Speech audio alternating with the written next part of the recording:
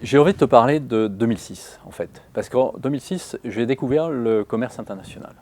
Et pour faire du commerce international, il y a 4 chaînes de valeur qui sont intégrées. Une chaîne évidente entre l'importateur et l'exportateur. Une chaîne à peu près évidente, c'est la chaîne logistique. Comment tu transportes d'un point à un autre sur la planète des biens matériels. Une troisième chaîne qui est réglementaire, celle-là. Le dédouanement au départ, le dédouanement à l'arrivée. Et enfin, la chaîne financière. En 2006, à peu près en même temps, enfin en 2007, on était sur la directive des paiements. L'idée, c'était de rendre la zone CEPA, la zone européenne, homogène.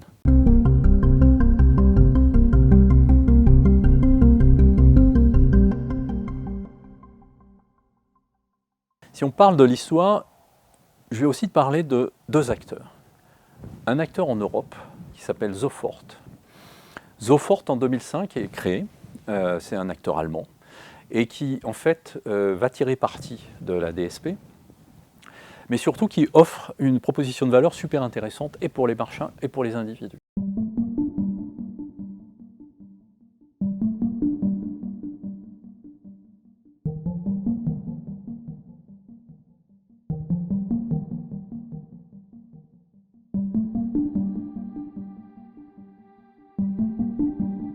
Un autre exemple, il est aux États-Unis. Aux États-Unis, en 2005, pareil, c'est Yodlee qui est créé.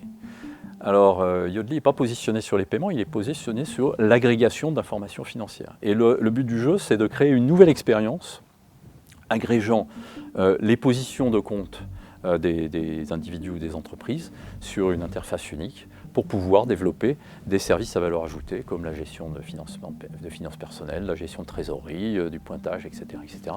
Tout ça sur une même interface.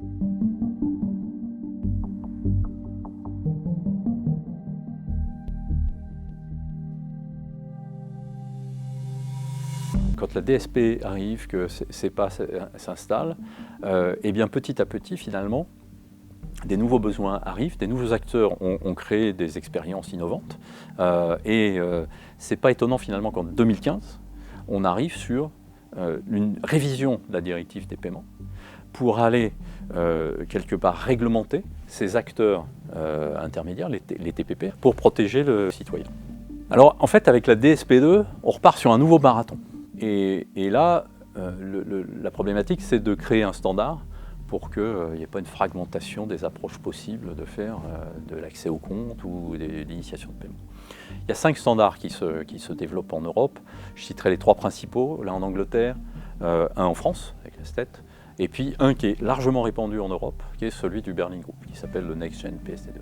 Et en fait, entre 2010, mettons, donc avant que la DSP2 soit émise, et puis 2019, donc au moment où la DSP2 est rendue applicable, de nombreux TPP ont été créés. Ceci dit, si je reprends mon exemple du commerce international, l'open banking, bien sûr, s'est installé à prix corps, mais l'open banking ne suffit pas du tout. Donc c'est pas étonnant que depuis maintenant une bonne année, un peu plus, l'open finance commence à être discuté. Et là, pour le coup, la réglementation s'intéresse non pas simplement aux services, mais s'intéresse aux données et la notion de partage de données personnelles, financières. Et je citerai trois exemples. Un exemple en Angleterre, l'autorité réglementaire locale anglaise a sorti une consultation sur le partage, l'opportunité et les risques du partage de données financières des personnes morales et personnes physiques.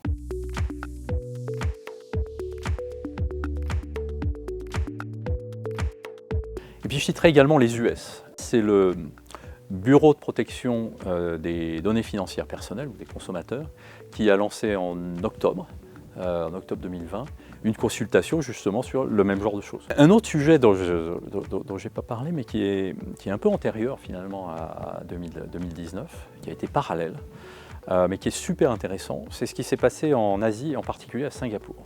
Et ce qui est intéressant à Singapour, c'est qu'ils ont émis un truc qui s'appelle la classification périodique des API financières. Ce qu'ils ont fait, c'est un travail remarquable, un travail collaboratif des établissements financiers au sens large, mais aussi des acteurs économiques, pour aller identifier comment et dans quelle situation du d'usage, utiliser des services financiers pour nourrir une supply chain, pour nourrir un achat, pour nourrir ceci, pour nourrir cela. Ce qu'il en est ressorti après filtrage de plusieurs milliers, je crois que c'est 5 ou 7 000 API qui avaient été identifiés au début, ils sont sortis 411 API de base pour aller soutenir le monde économique, les process financiers, les process industriels en général, avec les services apportés par les organismes financiers. Aujourd'hui, on est à la croisée des chemins, c'est-à-dire que finalement, on voit bien que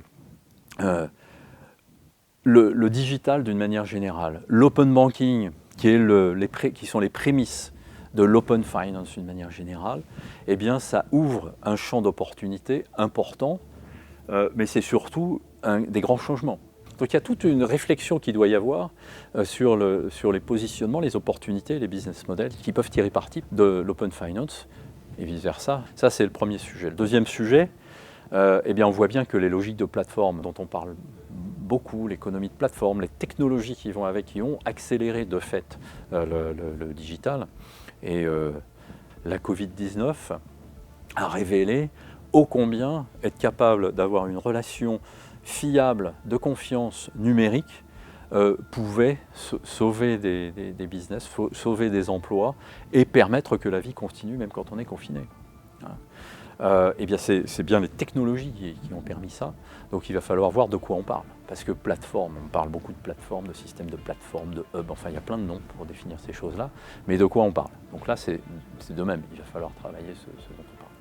Puis le troisième sujet, c'est l'éthique dans tout ça, et l'individu dans tout ça, et jusqu'où, et comment est-ce qu'on accompagne, et comment est-ce qu'on laisse un vrai libre arbitre aux individus. Donc il y a des questions qui pourraient être même philosophiques sur le sujet. Donc c'est justement ces trois thématiques qu'on vous propose de continuer à discuter plus en détail dans les sessions qui suivront.